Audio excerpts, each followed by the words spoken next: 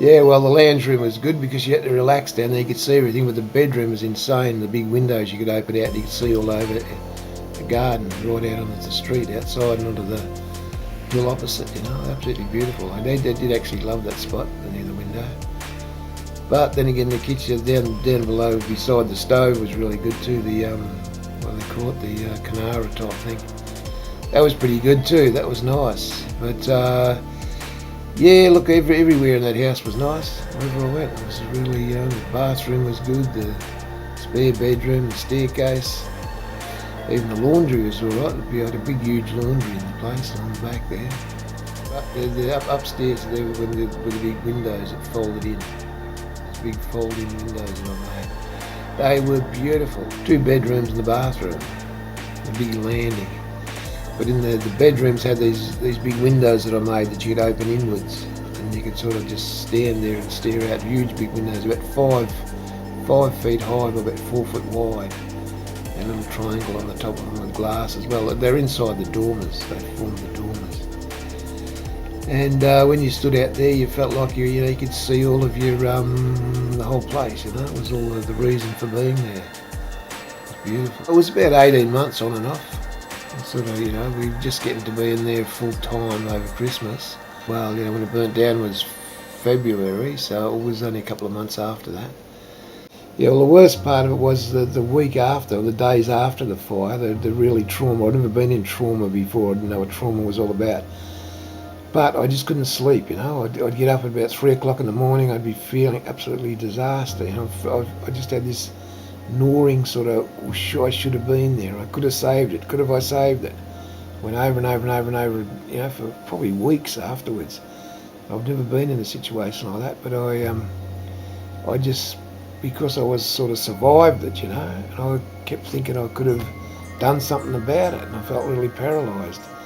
But of course, it was, even though I was prepared up there, everybody said, oh, look how lucky you were that you weren't up there. And I didn't really buy that.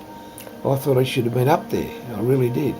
In some ways, I reckon I would have been better off bloody dying up there.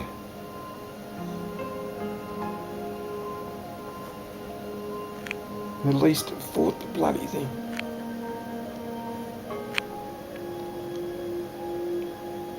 So that's what I'm left with. It wasn't only the house, it was a matter of place, I suppose. It's where you should have been, it was like it was your showdown. It's sort of,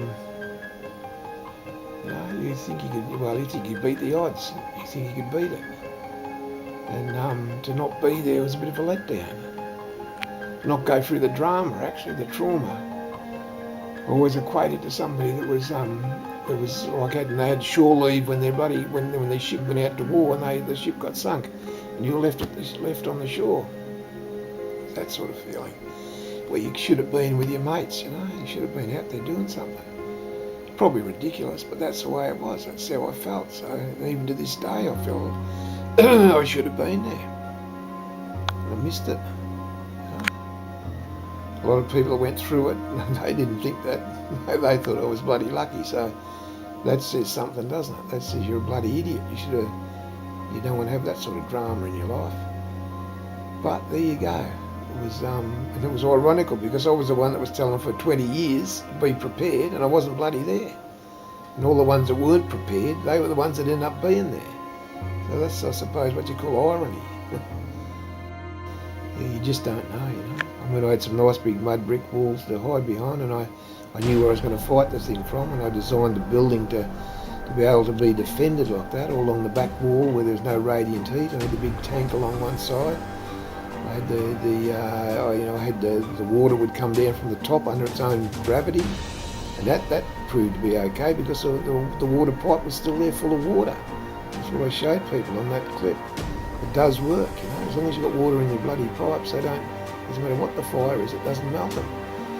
But whether it was enough water and enough time, it was the after the fire that was the main thing. That's what would have got you, the after the fire, and all the stuff that was burning around you. But people did survive up there. They did defend their places, and but what would you want to be up there for in the end? In those last 4 years with nobody around you, it would have been like living in a cemetery. That was the other thing. You know, would you really want to be up there, the last man standing?